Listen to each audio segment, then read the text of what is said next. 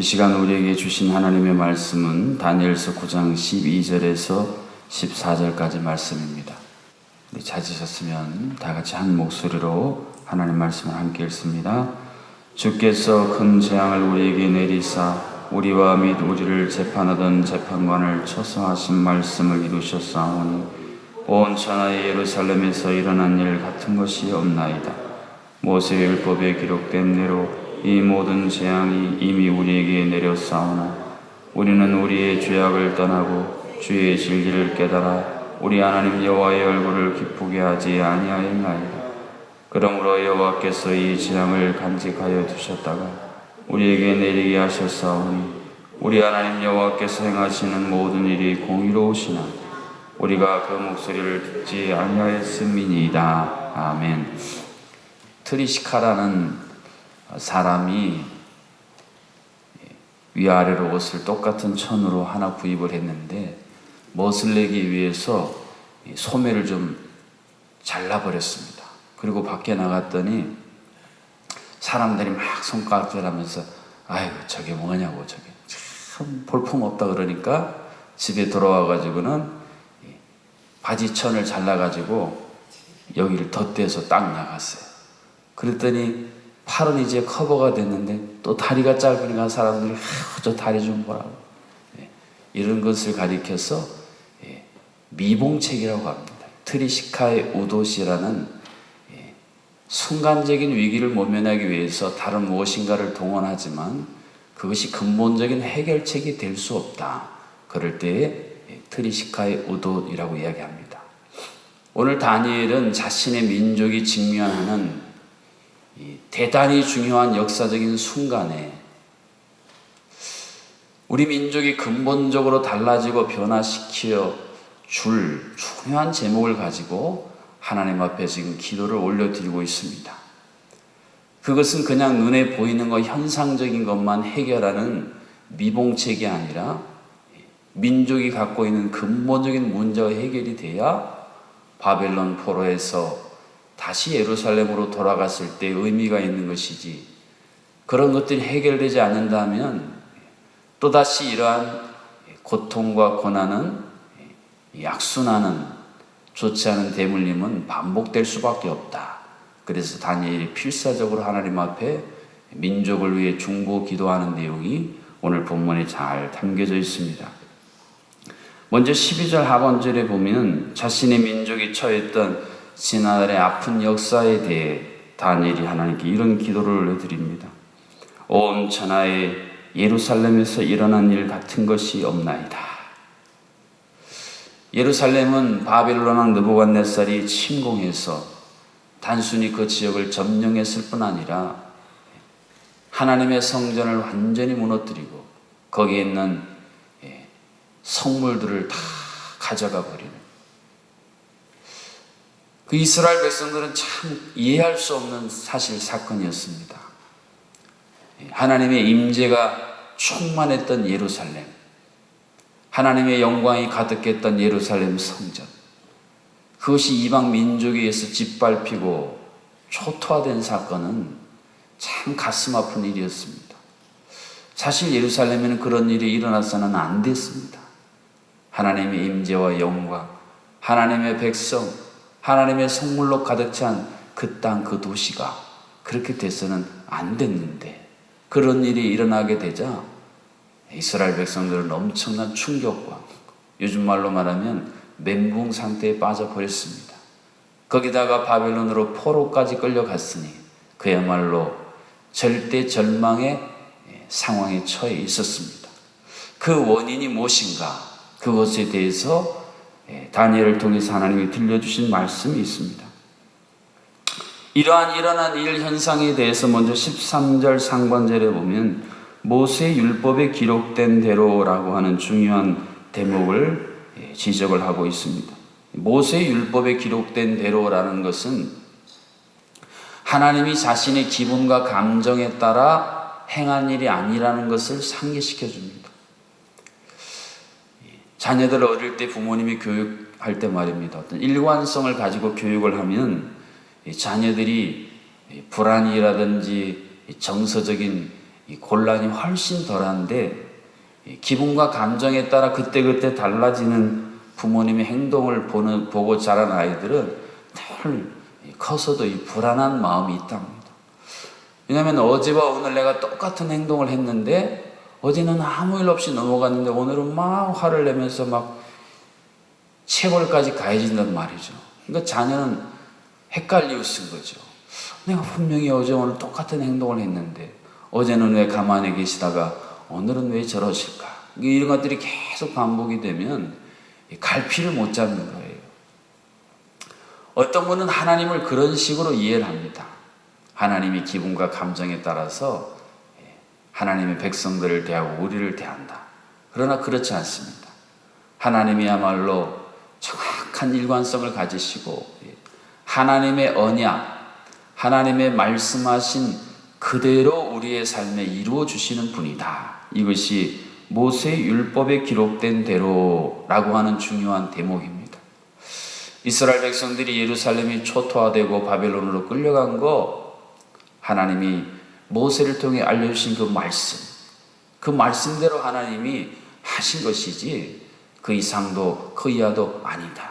다시 말하면 하나님께서 하나님의 백성들에게 분명히 소중한 생명의 언약의 율법을 말씀을 주셨는데 결국 하나님의 백성들이 우리가 지난주에 살펴본 것처럼 그 말씀에서 빗나가고 마음이 너무 딱딱해져 가지고 그 말씀을 수용하지도 못하고 심지어는 그 말씀에 정반대적인 행동까지 행하는 그런 일들이 계속 반복되고 쌓이고 쌓여서 결국 우리 몸에도 말입니다.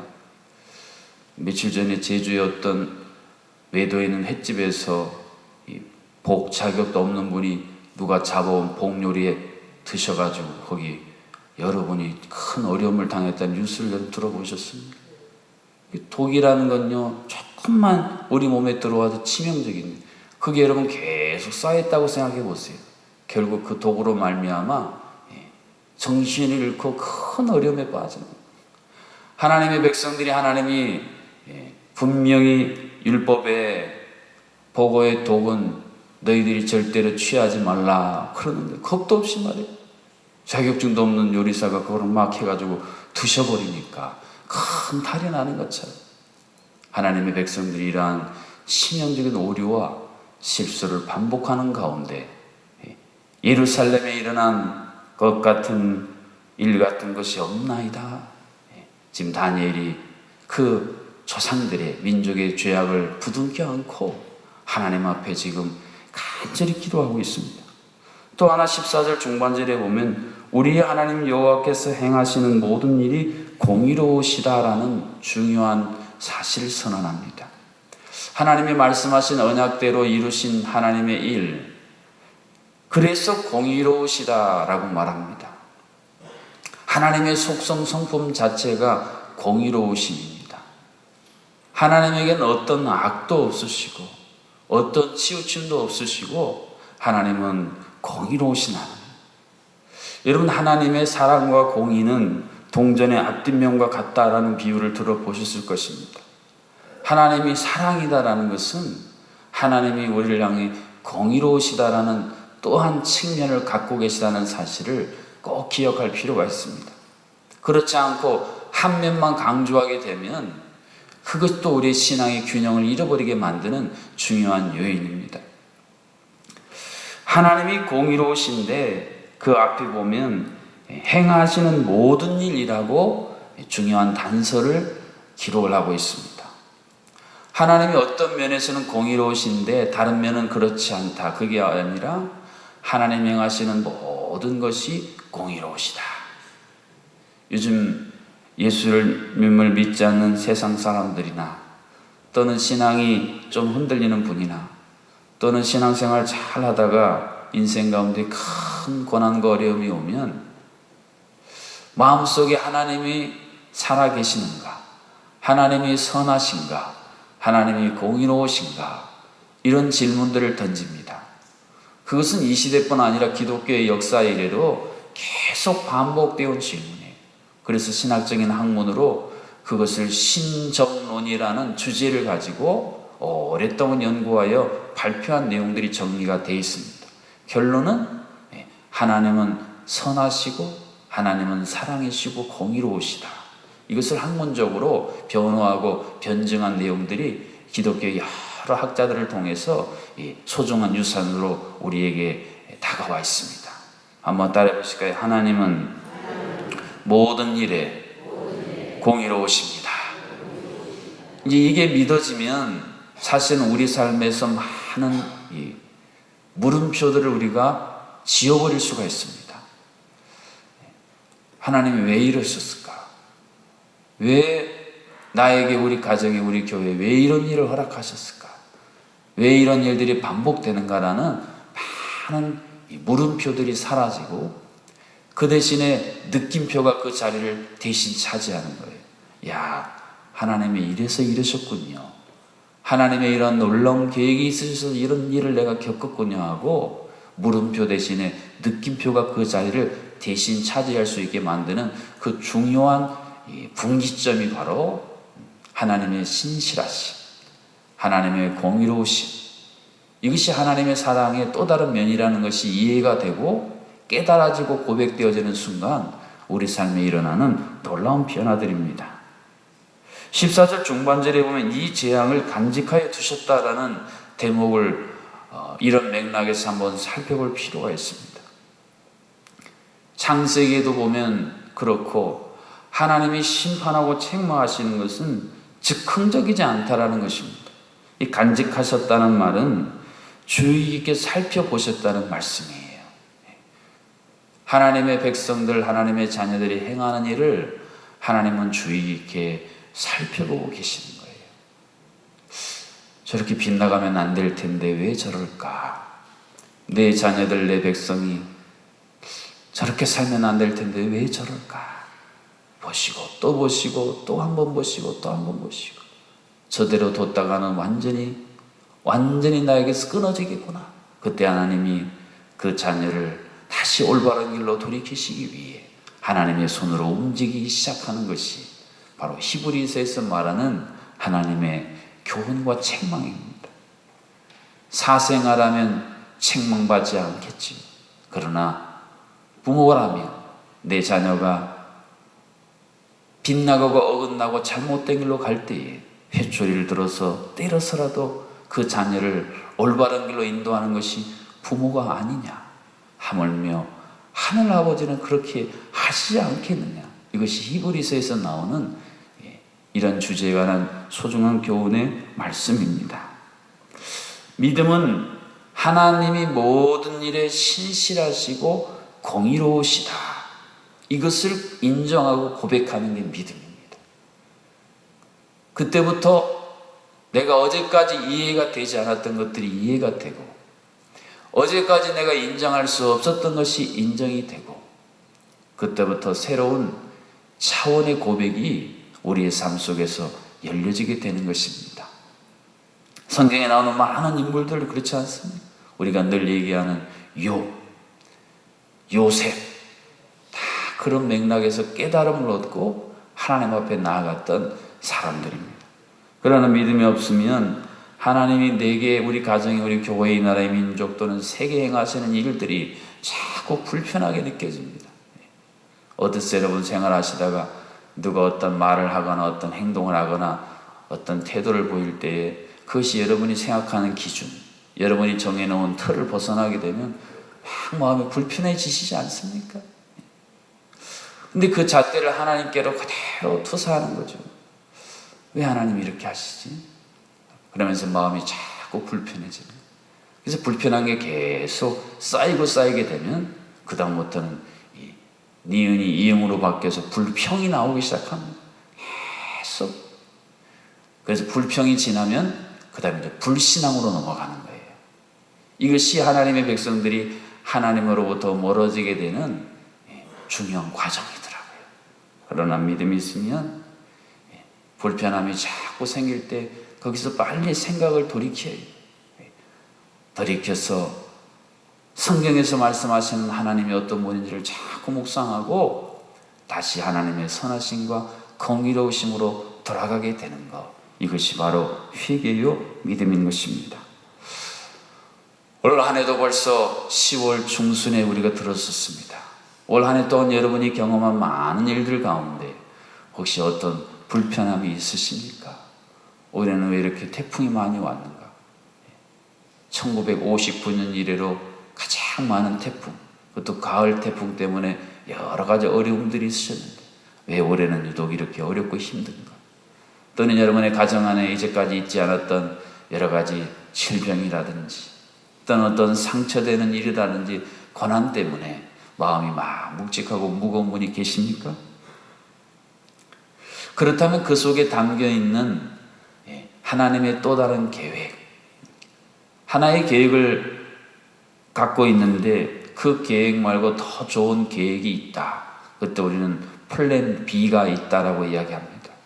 어제 말씀 전할 때는 하나님 외에는 다른 대안이 없습니다 할 때 No Plan B라고 제가 말씀드렸는데, 하나님 입장에서 보면 하나님은 하나님의 자녀들을 위해서 항상 우리는 플랜 A가 최상이고 플랜 A가 최고고 이거 안 되면 큰일 날 줄 아는데 하나님은 아니야. 내 생각은 네 생각하고 다르고 내 길은 너의 길과 달라. 내가 하고 있는 이 플랜 B가 너를 위해서, 너의 가정을 위해서, 너의 교회를 위해서 가장 최선이고 최상의 길이다 말씀하십니다. 그러니까 여러분이 계획하고 생각하고 추진하는 일이 막히고 다치고 안 되면 하나님이 어떤 플랜 B를 갖고 계시는가, 그것을 묵상하고 찾는 사람들이 지혜로운 사람들이고 그때부터 새로운 물꼬가 열리기 시작하는 것입니다.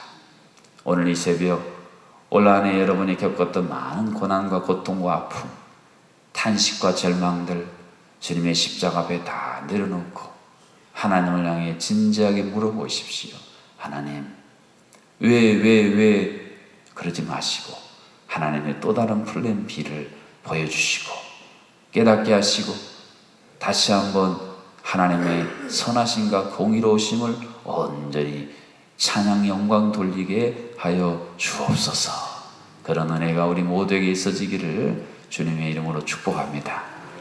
이 시간 주신 말씀 붙들고 하나님의 공의로우심과 선하심을 인정하고 고백하는 온전한 믿음이 우리 가운데 가득 찰 수 있도록 기도하시고, 다니엘이 민족의 아픔과 고통 근본적인 해결책을 붙들고 기도한 것처럼 우리 제정학교 중보기도위원회, 중보기도팀, 또 모든 성도님들이 하나님 나를 살리고 우리 가정을 살리고 우리 교회를 살리고 이 나라 민족을 살릴 중보기도를 안고 하나님 앞에 나아가 무릎 꿇는 기도의 용사들이 되게 해달라고 우리 합심하여 함께 기도하겠습니다.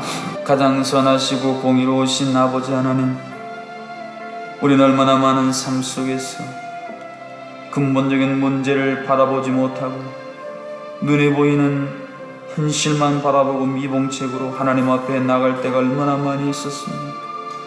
다니엘에게 보여주신 것처럼 우리가 하나님 깊은 뿌리를 주 앞에 보이게 하시고 병들고 죽어가는 뿌리를 십자가 앞에 가지고 나가 포열의 옥로로 다시 한번 뿌리가 생기를 얻고 뿌리가 하나님의 신령한 영양분을 흡수하여 우리의 인생나무, 우리의 가정나무, 우리 교회나무, 이 나라 민족의 나무가 꽃피고 열매 맺게 하여 주시옵소서.